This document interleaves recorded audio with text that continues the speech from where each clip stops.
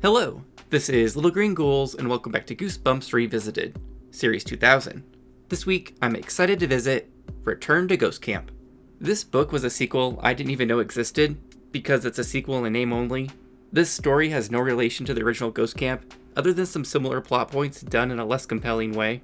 Return to Ghost Camp ends up just being an okay but underbaked story. It spends quite a bit of time just going through the motions of a Goosebumps camp story, and kind of picks up towards the end. It's probably my least favorite of the camp books so far, but still worth checking out if you haven't read it yet. This 1999 cover is pretty great, even though it has nothing to do with the story.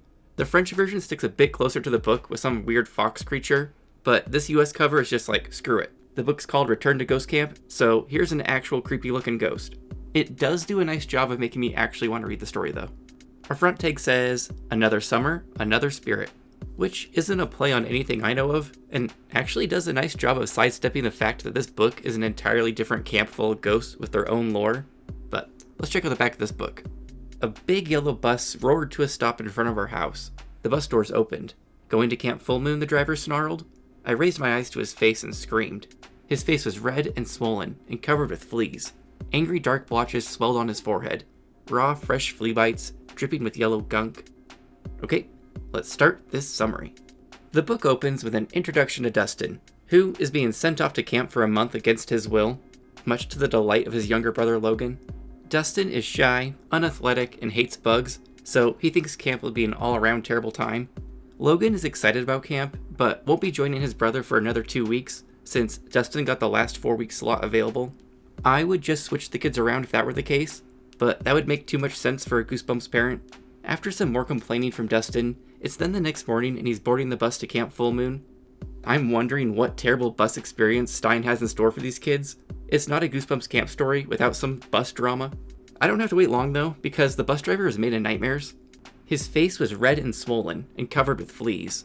Angry red blotches swelled up on his forehead, raw, fresh flea bites dripping with yellow gunk. I raised my eyes to his hair and screamed. His hair was moving. His hair was alive with fleas, hundreds of fleas nesting in his scalp. I watched them glide along with their spindly legs, glide along the bus driver's greasy brown hair, glide until they reached the driver's cheeks, then burrowed under his skin.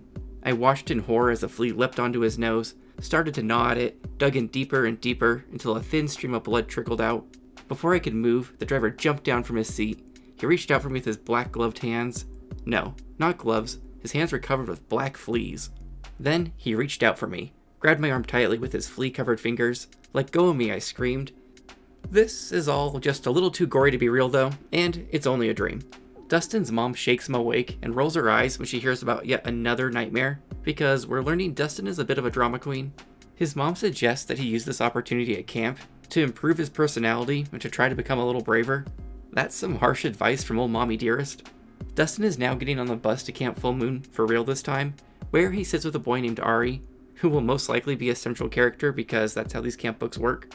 Your bus mate helps set the tone for your whole camp experience. Ari's the opposite of Dustin. He's athletic, confident, and looking forward to a good time at Camp Full Moon. Ari also loves practical jokes and regales Dustin with tales of pranking his teachers. Ari suggests for their first camp prank, they switch identities to mess with the counselors, so Ari will pretend to be Dustin, and Dustin can be Ari.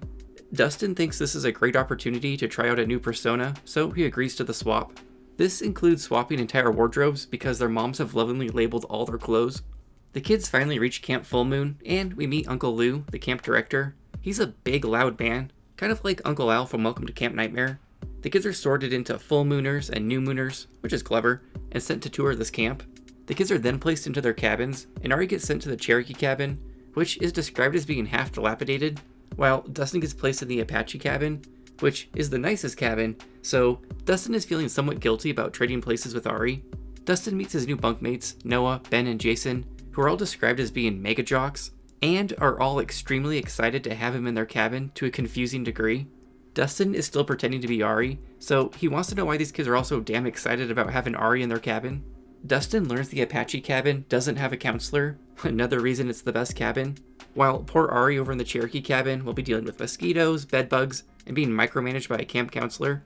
Dustin continues to be treated strangely well by his bunkmates. They give him the best bed in the cabin, and a trunk full of chocolate and snacks, while continuing to repeat stuff like, "You're the man, Ari," and going on and on and on about how lucky they are to have him.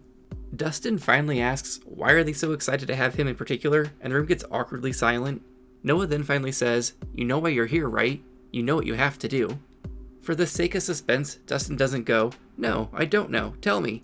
Instead, he pretends he does know and starts to worry about whatever this mystery thing he has to do is. It's the kind of self-inflicted communication-based problem I find annoying in stories, honestly. We then jump to a little nighttime adventure where Dustin's bunkmates are leading him through the darkness and he's busy worrying about where they could possibly be taking him. This doesn't lead to anything interesting though, because they're just joining the rest of the camp in the welcome to camp bonfire. Everyone is sitting around the fire roasting hot dogs, chatting, and having a grand old time. Dustin goes to get himself some food, but his bunkmates insist that he sit down and they'll bring everything to him. I was thinking Dustin is starting to feel like some sort of human sacrifice, where they shower the person in luxury and then chuck their ass into a volcano or something. Dustin is briefly swarmed by bees before Ari suddenly appears and begs to switch back identities. Ari is covered in flea bites and having a miserable time. Dustin is able to convince Ari to hold out just a few more days since he's having so much fun being Ari. Reluctantly, Ari leaves and Dustin is right back to remembering he was being swarmed by bees a couple pages ago. There are bees all over the food, and he watches in horror as one of the other campers casually picks up a couple bees and pops them into his mouth like M&Ms. Dustin convinces himself he must be seeing things, and then Uncle Luke gathers the campers up for a welcome to camp ceremony. The campers all howl at the moon together for a bit, and then Uncle Luke tells everybody to give an extra special welcome to Ari, so the campers all start to cheer for Dustin. This again leaves him wondering why is he so special and what do they have in store for him. The actual Ari is bitter about the whole situation because he thinks he should be the one getting all the special attention. Uncle Luke gets ready to lead the kids in a camp story when Dustin notices dozens of pairs of red glowing eyes surrounding them from the forest. He doesn't really react to these creepy eyes though and settles in for Uncle Luke's story. When the full moon rises, that's when he comes. "Who comes?" I whispered to Noah. "Did I miss something?" "Come back with me," Uncle Luke continued. "Travel back 25 years to a sunny day in July, opening day of a brand new camp. A camp that never should have been built," the locals said. They knew the danger, but no one would listen to them. Campers arrived all day long. They unpacked their bags and trunks, laughing, talking about the big campfire planned for that night, a big grand opening celebration. And it was a big day for Johnny Grant, his first day at camp. Finally, the sun set, Uncle Luke continued. It was a warm summer evening, a full moon hung in the sky. "This is just a story," I told myself, but I couldn't help it. I started to shiver.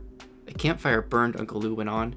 Campers gathered around it. They toasted marshmallows, so excited to be there, so excited to be the first campers at a brand new camp, Camp Full Moon. After everyone had eaten and the fire had died down, the counselors set out lanterns. The campers sat among the glowing lights. As they sang camp songs, a pack of red foxes gathered in the woods. They quietly made their way to the forest edge, so quietly no one heard them. They stared out from the trees, stared out at the campers. I thought about the flashing eyes in the woods, but I was too scared to see if they were still there. I kept my eyes on Uncle Lou. Uncle Lou took a deep breath. Johnny Grant wandered away from the campfire, so happy to be at camp, so eager to explore, he headed for the trees. A few kids saw him leave, but nobody called out to him. No one stopped him. Suddenly, a cry rang out from the trees, a voice screaming, "Help me!" A tortured scream, a scream of pain. Everyone ran into the woods. They saw the foxes, but one of the foxes wasn't really a fox. It was the Snatcher. The local people knew all about the Snatcher, an evil creature that took the form of a fox. It hid among them and prowled the woods, searching for its next victim. And now Johnny knew about the Snatcher too. His first day of camp was his last. He was never seen again. "Beware of the Snatcher," Uncle Lou whispered. "It can take any form, and it's watching, always watching." Once the story's finished, one of the new campers is like, "Well, that was fun." But the other campers and counselors insist it's not just a story, but it's actually true. If I thought this story was true, there'd be no way in hell I'd return for a second trip. Doesn't matter how much fun I had at camp. I'm not a ghost though. Everyone starts to disperse back to their cabins when Dustin is suddenly grabbed from behind and dragged into the woods.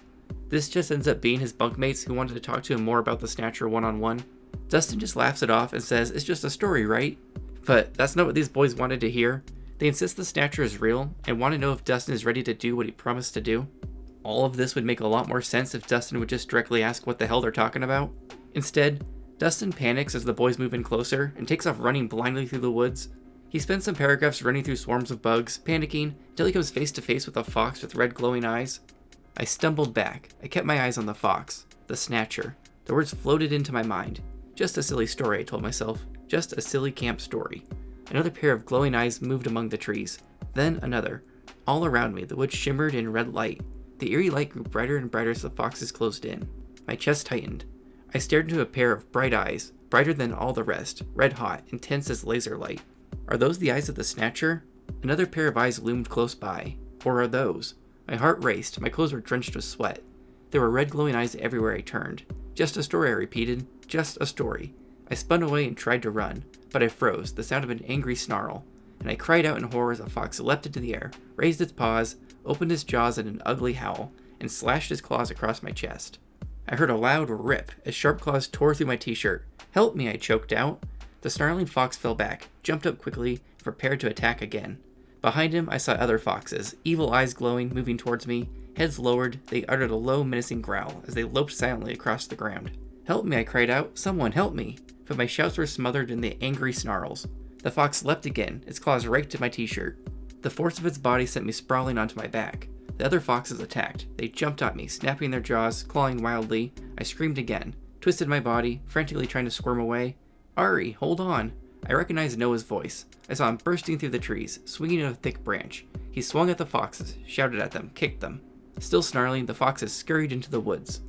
After Dustin is rescued from being mauled by foxes, he finally decides to ask the boys what being the chosen one actually entails, and he's informed he will be the one who gets snatched this year by the Snatcher. This shouldn't be much of a surprise after this magic fox incident. Back at their cabin, Dustin tries his best to convince the boys that he's actually not Ari, but it's no use. They all think he's just trying to get out of being the Snatcher's next victim. While trying to fall asleep, Dustin decides he'll just meet the actual Ari tomorrow to swap back, but acknowledges it's kind of a shitty thing to do to set this boy up to get snatched instead. Dustin then hears something scratching at the window and thinks it's the Snatcher trying to get in. He hides under his covers, and then the story just jumps to breakfast the next morning. I guess hiding under the covers is an effective anti-monster strategy.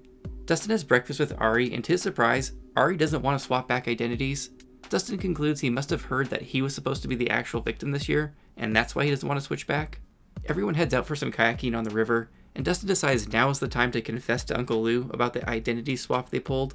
This doesn't go as planned though, because Uncle Lou just thinks Dustin is trying to get out of being the Snatcher's next victim too.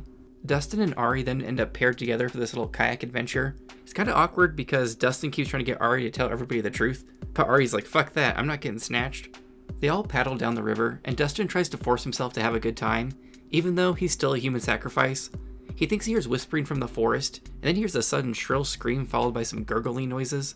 One of the counselors instructs all the kayakers move in closer together in case it's the Snatcher. Dustin then spots a fox watching from the shore. They end up heading back towards the camp before these foxes can cause any more trouble. I think foxes are really cute, so I'm struggling to find them menacing. Dustin then watches a baseball game where multiple times he thinks his eyes are playing tricks on him.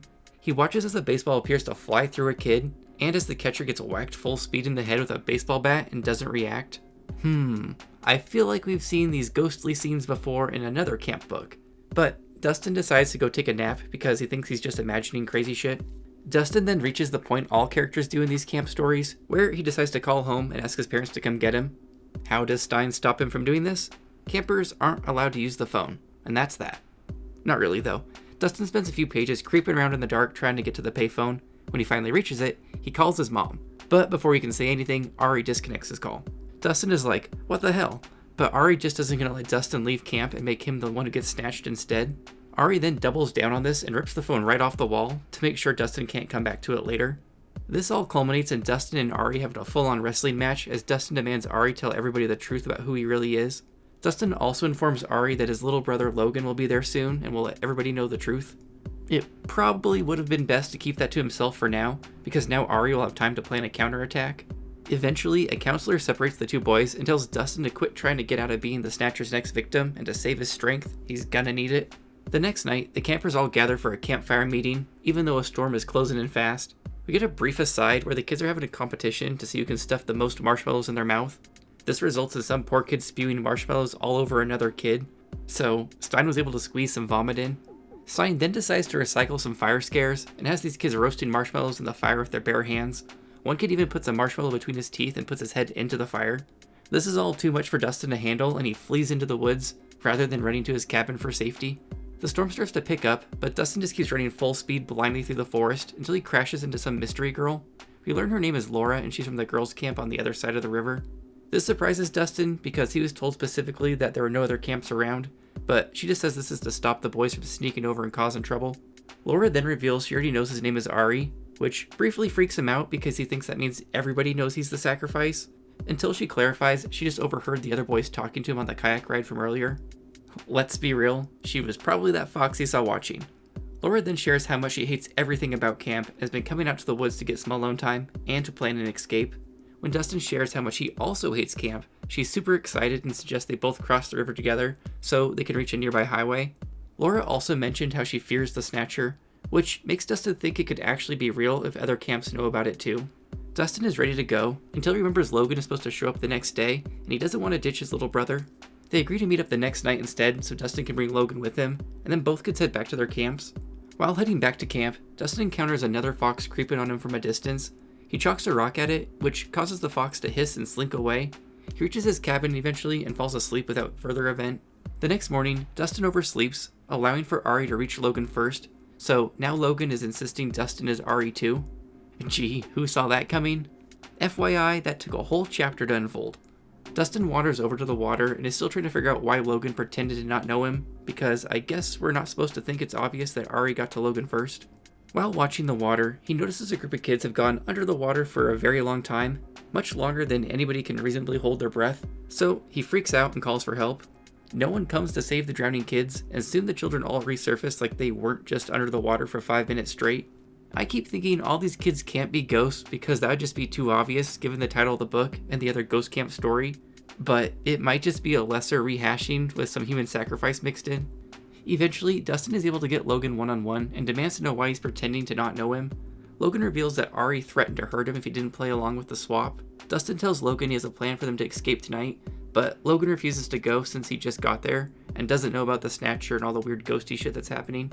Dustin decides to meet Laura that night without Logan and will just send his parents back to save his brother once he's reached the nearby town. Glad we got that sorted out.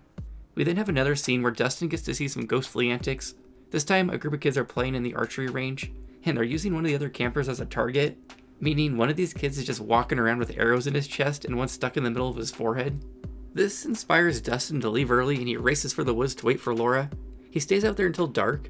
Despite all this extra time in the woods, he still manages to get lost and can't find the meetup spot they discussed earlier. He hears a strange animal howl and starts to panic, but then Laura appears from behind a tree, and she's relieved to see him because she thought he ditched her. They start to walk towards the river when an intense wind picks up out of nowhere. Both kids have to cling onto a tree until the wind stops. They hear the sound of laughter echoing through the woods and try to convince themselves it just must be the noise from the nearby camps. Laura grabs Dustin's hand and leads him to the river. She says it's pretty shallow, so they'll most be able to wade across. Laura is very insistent they get in this water pronto, so Dustin should be suspicious. He's not though. Dustin steps into the water when Ghost Noah, one of his bunkmates, comes sailing over the treetops telling him to stop. Laura jumps into the water and starts tugging on Dustin to join her. Noah grabs Dustin's other arm, and soon the two are literally having a tug-of-war with Dustin's body. Dustin decides Noah must be the Snatcher and breaks free. Dustin starts to run across the river with Laura, when Noah informs him that he's not the Snatcher. He's the Snatcher's last victim, and that Laura is the actual Snatcher. This is all too predictable to be that interesting, so hopefully Stein spices it up somehow. Noah starts saying that each year the ghost brings someone new to the camp in hopes that they'll cross the river alive and free the spirits of Camp Full Moon. But if he crosses the river with Laura, she won't let him make it across alive. Dustin doesn't know who to trust because they both want him to cross the river for different reasons. He decides just to run away from the river altogether and takes off towards the woods yet again. He looks back and sees both Laura and Noah chasing after him. Eventually, he loses sight of Laura briefly, but then she comes springing out of the bushes in full Snatcher form, which is basically some sort of fox creature with red eyes. Stein doesn't get very detailed with it. The Snatcher knocks Dustin to the ground, clawing and biting at him. It bites his shoulder and slashes his cheek. Dustin realizes he's gonna get mauled until he remembers Laura sharing that she's ticklish earlier. He tries tickling the Snatcher, but this doesn't work, so he just yeets her off him instead. Dustin races to the river, where he spots dozens of dead green hands clawing at him from the depths of the water. Noah warns him that if he steps into the river, the hands will pull him under and drown him, just like the Snatcher wants. So he'll have to climb across a nearby tree branch that reaches the other side of the river. Dustin starts to make his way across the branch, but once he reaches a wet spot, he loses his grip and goes tumbling into the river. Except instead of splashing into the water, he's left floating in midair because Noah's caught him. Noah then instructs Dustin to grab back onto the branch and to keep going.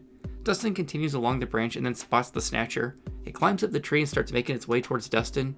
He's able to speed on up and at the last second the branch snaps, sending Dustin to the ground and the Snatcher into the water. The Snatcher is then dragged under by the dead green hands. Across the shore, Noah starts shouting thank you, that Dustin has freed the souls of all the campers, and he fades away into nothing. Dustin is feeling braver than ever, and realizes he has become a new person. Then, on the last page, he starts to wonder how he's going to get back across the river to camp. And that's how this one ends, with Dustin shouting for help because he doesn't know how to get back across the river. Not Stein's most interesting ending, that's for sure. Overall, I thought Return to Ghost Camp was a fairly decent story, but suffered from being kinda predictable. This is like Stein's 6th camp story, and you can feel it. It just hits a lot of the same beats that in his other stories felt fresh and fun, but in this one kinda just feel rehashed. I think more time needed to be spent on figuring out what the fuck the Snatcher was, because at least all the Fox stuff was interesting. Laura comes out of the blue and is clearly no good, so big parts of this just didn't work for me. I'm gonna give this one 3 out of 5 foxes. This book would probably be more fun if you hadn't read any of his other camp stories. As far as the vomit count goes, we had some more vomit in Return to Ghost Camp. This was the fairly random scene where the kids are stuffing their mouths with marshmallows, and then one kid pukes all over another. This brings our Series 2000 total to 14. Well, that's it for Return to Ghost Camp. I thought this book was just okay, and not really one of my favorites from the Series 2000 books so far. It wasn't actively bad though. Next week is Be Afraid, Be Very Afraid. And I really don't know what to expect with this one, since there appears to be some sort of dragon on the cover. Maybe Stein will dip his toes into some fantasy horror. Let me know in the comments what you thought of Return to Ghost Camp. Where does it fit in your camp book rankings? What was up with all the foxes? Do you think Logan is just sitting there like, hey, where did everybody go? Also, what did you think of all my Friday the 13th horror clips this week? Did I do this just so I could feature Jason X? Maybe so. Anyways, as always, thanks again for watching, and make sure you subscribe for the pride, the love,